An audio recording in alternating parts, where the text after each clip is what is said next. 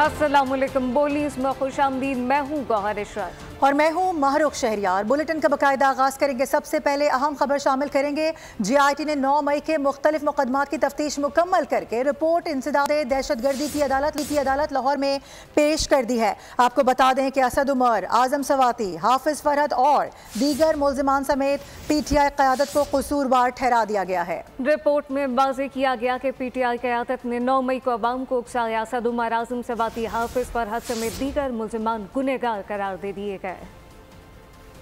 साना है 9 मई मुकदमात में अहम पेशरफ। PTI क़यादत गुनाहगार करार। GIT ने रिपोर्ट लाहौर की इंसदाद दहशतगर्दी अदालत में पेश कर दी। सरकारी वकील ने रिपोर्ट के नुकात से मुताल्लिक़ अदालत को आगाह किया। रिपोर्ट में कहा गया कि PTI क़यादत ने 9 मई को अवाम को उकसाया। असद उमर, आजम सवाती, हाफिज फरहद समेत दीगर मुल्जिमान गुनाहगार हैं। जज अरशद जावेद ने मुल्जिमान के वकला से सवाल किया। पहले आप कह रहे थे कि तफ्तीश मुकम्मल करें, अब हो गई है तो बहस करें। आप बता दें तारीख चाहिए। अदालत ने मुल्जिमान के वकला को 9 मई के मुख्तलिफ मुकदमात में दलाइल के लिए आइंदा समाअत पर 14 जनवरी को तलब कर लिया। दूसरी जानब अदालत ने बानी PTI की बहन लीमा खान की 9 मई के 3 मुकदमात में अबूरी जमानत में 14 जनवरी तक तौसी की। सिर्फ यही नहीं, आपको बताएं कि सुप्रीम कोर्ट के आईनी बेंच ने भी 9 मई सानहे पर जुडिशल कमीशन तश्कील देने की दरख्वास्त समाअत के लिए मुकर्रर कर दी है। गैर कानूनी अफगान बाशिंदों की बेदखली और फौजी अदालतों में सिविलियंस का ट्रायल कलअदम करार देने की दरख्वास्त को भी समाअत के लिए मुकर्रर किया गया है। बानी PTI को अडियाला जेल से खैबर पख्तूनख्वा जेल में मुंतकिल करने की दरख्वास्त भी सुप्रीम कोर्ट ही सुनेगा। सुप्रीम कोर्ट का आईनी बेंच अहम केसेस समाअत के लिए मुकर्रर। सुप्रीम कोर्ट ने थर में मिट्टी अस्पताल में बच्चों की अमवात का केस समाअत के लिए मुकर्रर कर दिया। जस्टिस अमीनुद्दीन खान की सरबराही में 7 रुकनी लार्जर बेंच 9 दिसंबर को समाअत करेगा। अदालत ने सिंध हुकूमत और मुतल्लिका हुक्काम को नोटिस जारी कर दिए। फौजी अदालतों में सिविलियंस का ट्रायल कलअदम करार देने के खिलाफ हुकूमती अपीलें भी समाअत के लिए मुकर्रर कर ली गईं। गैर कानूनी अफगान बाशिंदों की बेदखली के खिलाफ दायर दरखास्त जस्टिस अमीनुद्दीन खान की सरबराही में 7 रुकनी आईनी बेंच 9 दिसंबर को समाअत करेगा। बानी तहरीक इंसाफ के खिलाफ तौहीन अदालत केस भी समाअत के लिए मुकर्रर कर लिया गया। चीफ जस्टिस पाकिस्तान याहिया अफरीदी ने 26वीं आईनी तरमीम के खिलाफ दरखास्तों पर फुल कोर्ट समाअत की मुखालफत कर दी है। जुडिशल कमीशन के इजलास में जस्टिस मंसूर अली शाह ने अपने खत का जिक्र किया। चीफ जस्टिस ने तजवीज़ की मुखालफत करते हुए जवाब दिया कि आईनी मुकदमात की समाअत के हवाले से फैसले आईनी कमेटी करेगी।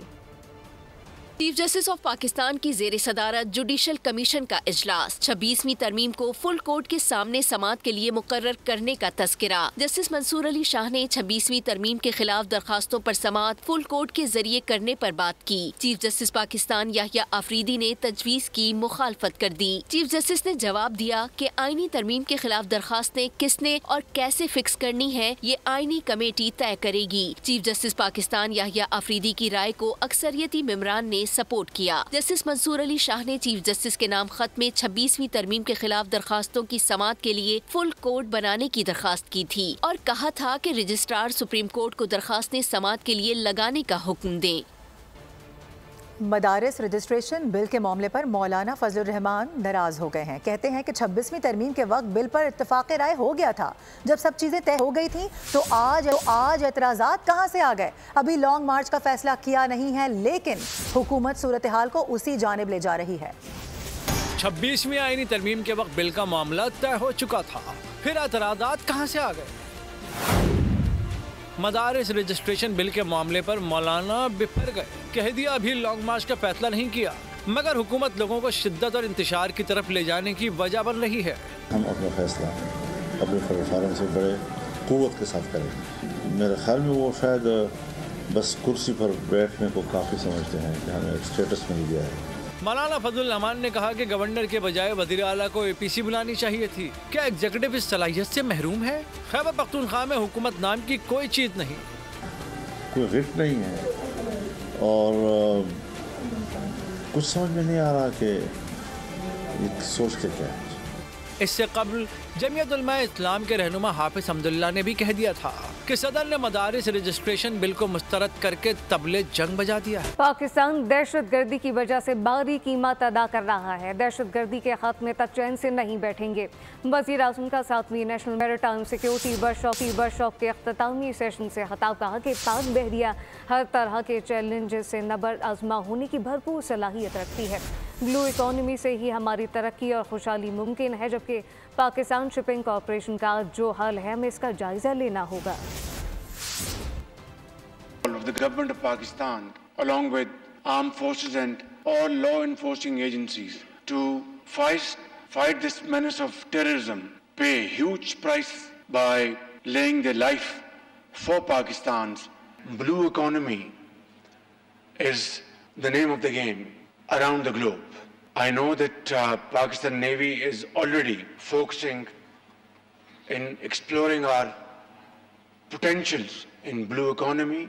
I think it's high time, Naval Chief, that we really focus on this, and I'm prepared to provide all sorts of help in this behalf, because there lies Pakistan's economic stability and Pakistan's progress. Ladies and gentlemen, Gwadar Port is a और अभी खबर यह है कि Pakistan stock exchange के लिए ये हफ्ता भी अच्छा रहा है। स्टॉक मार्केट की हफ्तावार रिपोर्ट मुस्बत रुझान जाहिर कर रही है। हफ्ता भर के आदाद शुमार पर एक नजर डालते हैं।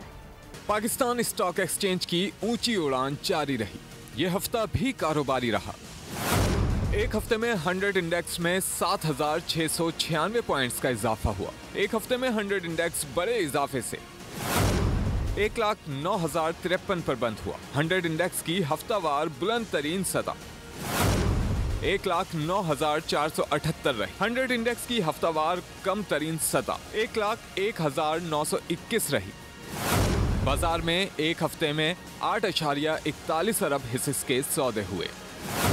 शेयर्स बाजार के हफ्तावार कारोबार की मालियत 274 अरब रुपए रही। मार्केट कैपिटलाइजेशन एक हफ्ते में 970 अरब रुपए से बढ़कर 13,855 अरब रुपए हो गई। पंजाब हुकूमत का एक और इनकलाबी इकदाम सामने आ गया है। सूबे में कारोबार कार्ड स्कीम मुतारिफ कराने का फैसला कर लिया गया। छोटे कारोबार के लिए चीफ मिनिस्टर आसान कारोबार फाइनेंसिंग स्कीम पर इत्तफाक कर लिया गया है। बिजनेस कार्ड स्कीम के तहत 1 से 10 लाख रुपए तक लोन दिया जाएगा, जबकि वज़ीर आला मरियम नवाज ने स्मॉल और मीडियम लोन स्कीम के लिए जामे प्लान तलब कर लिया है, जिसके तहत बड़े शहरों में स्मॉल और मीडियम इंडस्ट्री के लिए अलग अलग जोन बनाया जाएगा। मरियम नवाज ने कहा कि तिजारत सनत को फ़रोग देकर रोजगार के मौके बढ़ाएंगे।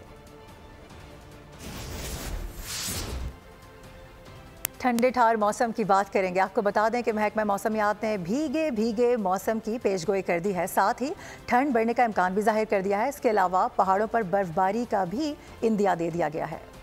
दिसंबर में जाड़ा धूम मचाने को तैयार। बारिश बरसाने वाला सिलसिला आज मुल्क में दाखिल होगा। मुल्क के मुख्तलिफ इलाकों में बारिश और पहाड़ों पर बर्फबारी भी होगी। सर्दी की शिद्दत मजीद बढ़ जाएगी। महकमा मौसमियात ने एडवाइजरी जारी कर दी। कराची में भी ठंडी हवाओं का राज खुनकी बढ़ गई। रात में दर्जा हरारत 14 तक जा पहुँचा। खैबर पख्तूनख्वा, गिलगित बल्तिस्तान, कश्मीर, बालाई और वस्ती पंजाब, इस्लामाबाद में तेज हवाओं और गरज चमक के साथ बारिश मुतवक्के है। 8 दिसंबर से पंजाब, खैबर पख्तूनख्वा, कश्मीर के मुख्तलिफ इलाकों में बारिश और पहाड़ों पर बर्फबारी का इम्कान है। लेहा -10 और स्कर्दू -7 के साथ मुल्क के सर्द तरीन मकामात रहे।